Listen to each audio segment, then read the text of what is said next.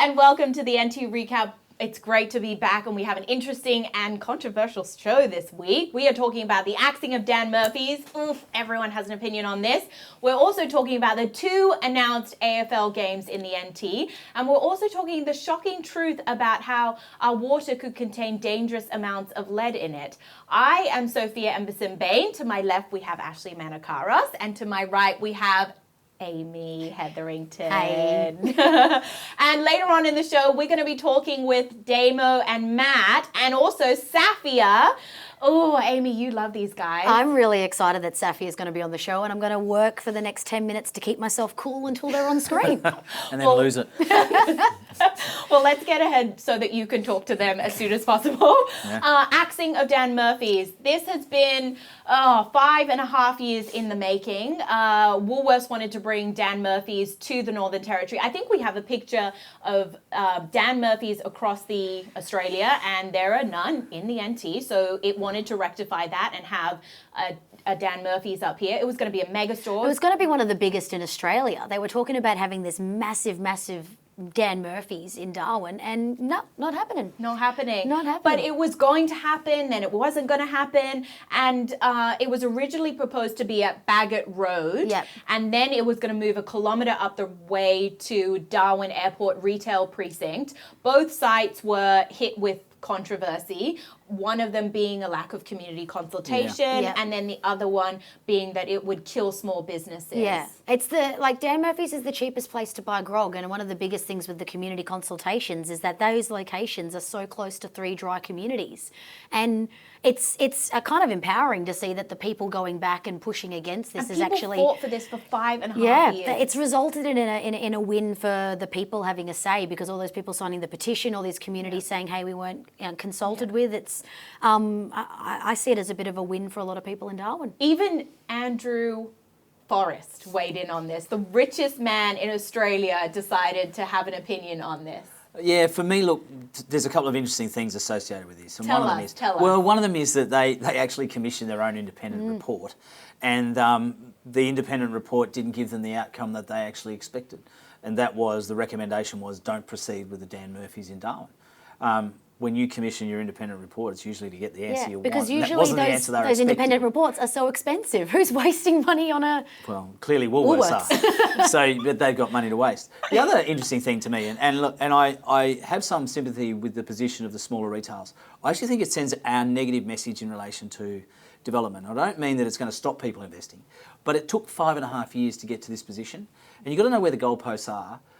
If they keep moving and you're trying to invest, that's a challenge. And I think that's the biggest problem, is not that the decision was no. I think that the fact that it took 5.5 years to get no, everyone wasted money when they could have got no early on, and that was that. No, it was a bit messy, and the laws have changed in that time. They had knockbacks in terms of their liquor licensing. It was a nightmare. What I have learned from this ultimately is that you don't talk with someone to Dan Murphy's like a political issue. You don't talk to them if you're on opposite sides, because this was a very controversial decision. But let's move along to something that was not controversial, which is the 2 NT AFL games that have been announced. Super exciting, because I think last year we only had one. Well, we did, but we had the game that is the dream time at the G normally, which is Richmond versus Essendon, and then of course Richard Fijo, who is the chair of the Larrakia Nation, gave that inspiring welcome to country. The that greatest just sort of welcome blew to the way. country, yeah. And then, so what we've got this year in the Sir Doug Nicholls round on round 11 is we've got the Gold Coast Suns, which is playing against Hawthorn, the Hawks, on round 11, and then the following week in Alice Springs, you've got the Melbourne Demons playing against the Brisbane Lions. So 2 Queensland teams. Now, Melbourne at the moment travelling this week have 7-0, which means they haven't lost a game. So we'll see if they like. But it is going to be good, because there's a few Territory boys. There's a very strong Territory connection to the Gold Coast Suns.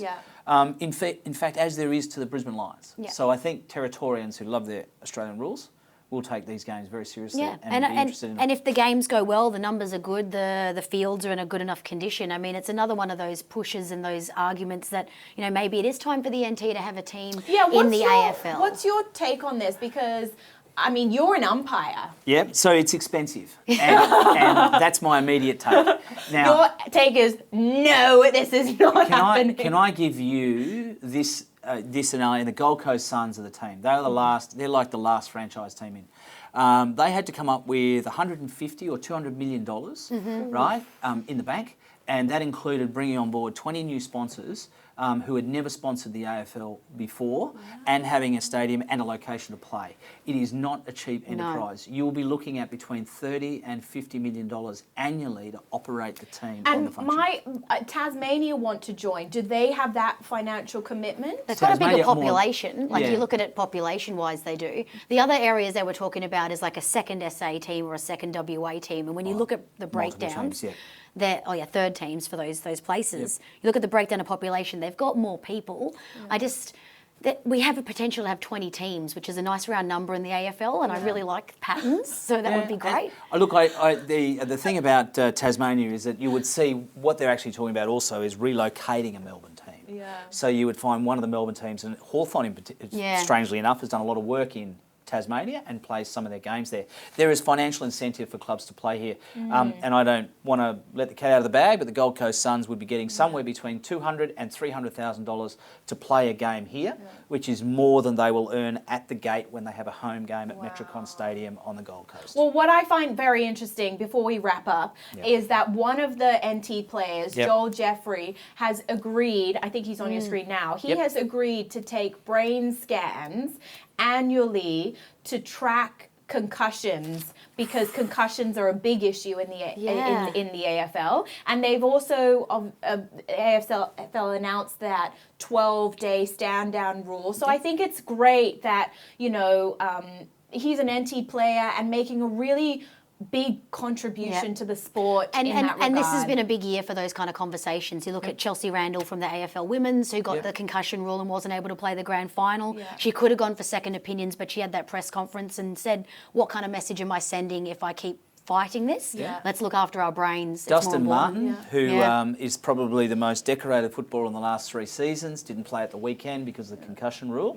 Any contact sport now, particularly in the NFL in America, and women's netball, they're all looking at it, even though women's netball is not a contact sport. Oh, you'd be surprised. It's not, but you go to a game and you see it, suddenly it is. You want to know how I got these scars. And so the point being is that young Joel comes from a really good family. His father, Russell, played for St Kilda.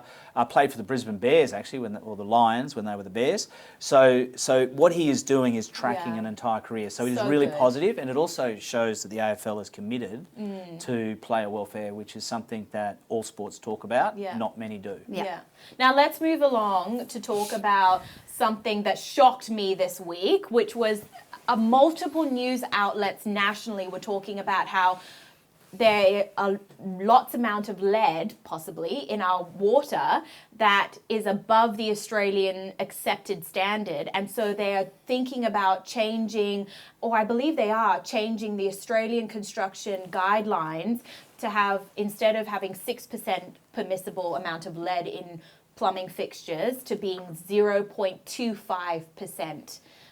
It would make plumbing fixtures more expensive, but I think it's a good thing because lead contributes to ADHD, it apparently causes intellectual impairment. And there's a whole bunch of things that we don't know yet. It's amazing how many things that we use and have and consume that we don't actually know the results of that over time, like to our physical bodies and our well-being.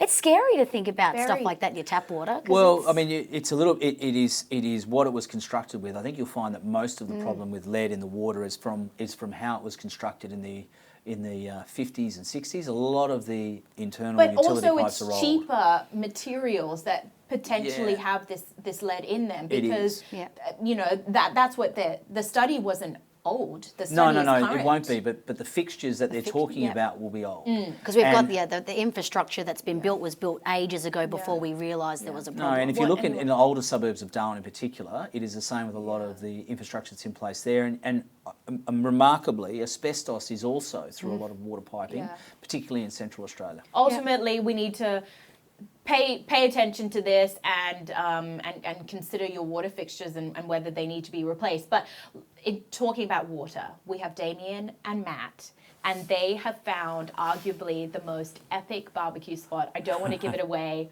Watch what they've been up to. Gotta keep the flame on max. I'ma keep it going till there ain't none left. Going till there ain't gotta keep the flame on max. I'ma keep it going till there ain't none left. Going till there ain't gotta keep the flame on max. For a real top-end adventure, you don't have to head out to sea. And if you don't mind getting a bit sandy, just follow Matt and me.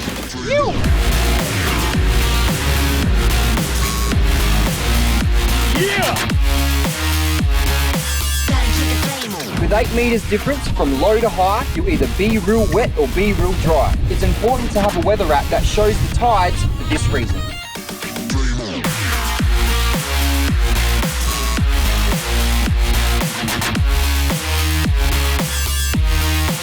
Real top-end locals know this spot well. A tropical oasis with room for everyone. Gotta keep the flame on max. I'ma keep it going till there ain't none left. Going till there ain't gotta keep the flame on max. I'ma keep it going till there ain't none left. Going till there ain't gotta keep the flame on max. I'ma keep it going till there ain't none left. Going till there ain't gotta keep the flame on max. I'ma keep it going. Just found this little guy here. It's a type of swimmer crab, you can tell. Instead of having the pointed legs like that, he's got the actual swimming paddles, and that's how you know it's a swimmer crab. Oh, here he goes. He's getting his little legs out here. Hey, little buddy, back into the water and off for a swim. Territory land is territory tough. One trip here is never enough.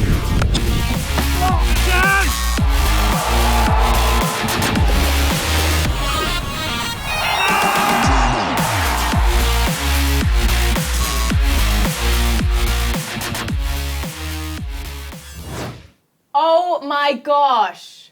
Hey, Wow. can you be quiet, please? You just got to keep your voice down because Matt's still got a headache from where he hit him in the head with a cricket bat. That's all right. We'll check in for the concussion rule later. He might have to have 12 days out. Yeah, you might have to donate your brain to science. Mate, one job, just hold on to the bat. That's it.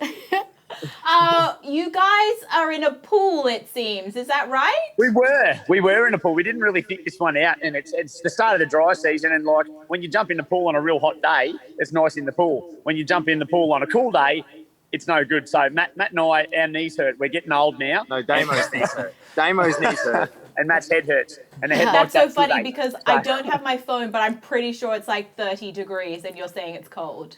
You don't have your phone. I could have sworn I heard it ringing earlier. Oh no!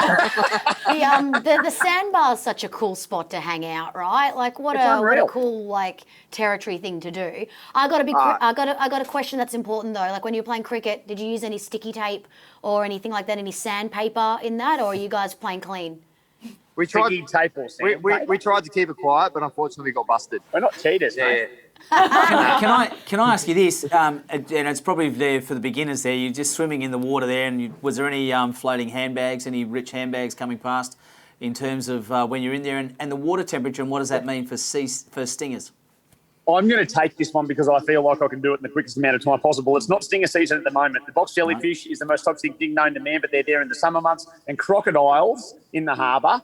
Crocodiles are just in transit, point A to point B. They don't hang out in open water too often at all. So when you see them out there, I've seen one out in the harbour in 3 months, and I'm on the harbour almost every single day of the week. So, it's relatively safe in the cooler months of the year to swim, but like get in, get out, don't spend too long there. And crocodiles are attracted to bright colours and splashing, so don't go there in your fluoros and do freestyle across the harbour, and you increase your chances of not dying. Says you that jumps in with the splash.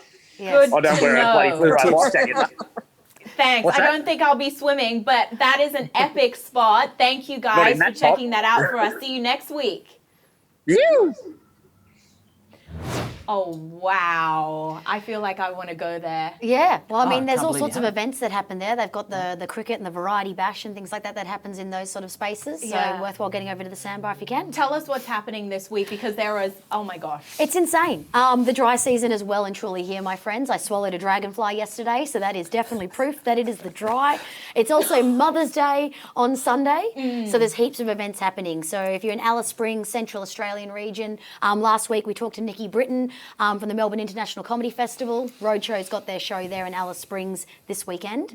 As well, if you're looking for something for Mother's Day, there's a paint and sip event where you can do a 2-hour painting session with Mum, get something to put on the fridge. which And was a I'm good really time. excited about the Supernova Cosmic Journey at Earth Sanctuary because I've been there and it is spectacular. You're out there underneath the stars, watching all of the stars, and they point out the planets. And I just found it so interesting. Yeah.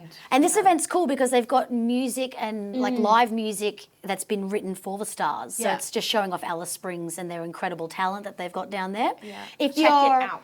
If you're a little bit higher up the Stuart Highway in Darwin, the Fringe Festival did an early release of tickets, and some of the shows have sold out. So if you're somebody that sits and gets their tickets last minute, head on over to the Fringe Festival, lock that in. That's happening in July. 100%. Seabreeze Festival's this weekend. If you're around Nightcliff, it's a great time. There's something for everybody. I'm really a bit good for nostalgic families. about Seabreeze Festival Yeah. because this time last year when the Seabreeze Festival was announced, it was COVID. It was the height of COVID. It was all going to be virtual. Everyone was not knowing what was going to happen. This year now, it's allowed to happen. There are 10 stages. It's going to be big. It is, and I think you'll see it well supported by the public because they can go to it, and we've seen that on the weekend and the events anyway. And I think you're going to see that at the Fringe as well. Absolutely. Every event's been selling out, so don't be a Darwin person about it.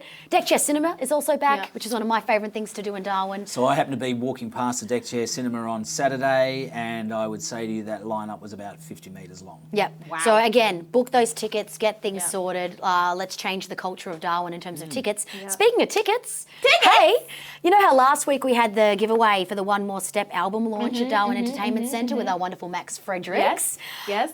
The winner, Kath Williams. We'll tag you on Instagram, mate, but congratulations, you've won yourself a double pass for that one happening on the 12th of May. Yep. And then if we want to cruise into Catherine a little bit, a couple of things going on there. Anti-Travelling Film Festival has their free screening at Edith Falls, and they've just announced that the plunge pool's open finally at Edith Falls. So this weekend is the first that's open, so you can jump in there, have a swim, and watch some of the best films from across the Northern Territory on Saturday.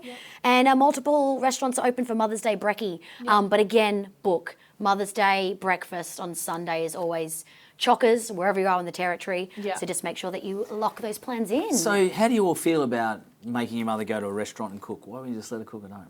Oh, Sorry, I can say that's terrible. That would make me say. Hey, Ashley, how's it feel to be in 2021, I sir? don't know. When I get there, I'll let you know. You are in the wrong decade, my friend. When I get there, I'll let you know. Let's move swiftly along. It's a shame this is live. What is happening I have feelings. with one of the acts coming up to Darwin for Bass in the Grass. So excited. Ben from SAFIA, are you there? Hi. Yeah, hello. Oh, Thanks for having it's me. so good to see you. Very good to see you guys too. Oh, well, Ben, for those who don't know, is 1/3 of the band SAFIA. You guys are doing fantastic things, both nationally as well as internationally, when you could travel back in the day. And you have your second album come out. It is called Story Start or End. I have to say my favorite song is Starlight, but it's a hot toss-up between that and Resolution and Story Start or End. I just love it. So, Sophia, you gave me a hard time for being a fan. Yeah, I know, I said three. Well, they're probably my top three as well. Maybe Better Off Alone is probably in there as well if I had a top four. Okay. So Oh, looks Ben, like we you got must the be same taste in my music. Ben, you must be excited to get back up to the Northern Territory, see something different from Canberra and the roundabouts. Oh yeah. I think Very the nice. last time I reckon I saw you guys up here was like Darwin Festival 2015. Yeah, I think that we came up one other time to play another festival on, I think at the beach club. Yeah, at the ski club. Yeah. Ski club. Yes, yeah, we played one there as well. I think it was a Halloween party. But yeah, before that, it was the Darwin Festival in 2015, which was a lot of fun. So Yeah. So have you been able to actually get past the Canberra border in the last couple of months? Have you been able to tour much at all? Yes. no, in terms of shows, we played our first show probably 3 or 4 weeks ago, after a lot of false starts as well. So we had a lot of shows booked, probably February, March, like probably being a bit presumptuous, but unfortunately for whatever reasons, not all COVID related, they were all getting kind of cancelled. So yeah, it wasn't until we physically played the show and walked off the stage that we were finally able to relax and we got one down. So in May, when you get to Darwin, it's going to be like a huge release. Oh yeah, and yeah, this will be the first show was amazing, but this is a different kind of level of festival of this size, with the many acts, and this is. It'll almost be like the world is normal again. Yes, very much. Exactly. 14,000 people down at Mindle Beach for BASSINTHEGRASS. Sold out. It was awesome. It's sold out. You're a hot ticket if you got the Bass in the Grass tickets, and there'll be a lot of people probably standing nearby trying to just listen to you from afar. Well, there's a lot of other great acts on that lineup probably helping with that hot ticket, but yeah, hopefully some people come down and dance with us, and it's going to be a lot of fun. 14,000 people. Yeah. Couldn't quite compute it was that many, so. Look, that's enough people to elect a mayor in Darwin, so we're going to have a good time. And can we say there'll be no 1.5 metre between them? So, no, it'll be get around 1.5 centimetres. Yeah. Get in amongst it. Well, it was so nice to see you and talk to you, and I'm sure you'll enjoy the weather when you're up here and you'll get a tan or get red, one or the other. But we're really excited to see you and the boys at Bass in the Grass, 15th We're of May. excited to get up there. So, thank you for the chat, and we can't wait to get up and play. Yeah. Speak to you soon. See you, mate. Well, that was Ben from SAFIA. Oh my gosh, it makes you even more excited about the events and Bass and Grass and everything else happening. Well, thank you very much for the show. We would love to stay and chat with you, but we'll talk to you next week. We got a lot happening next week. Stay tuned.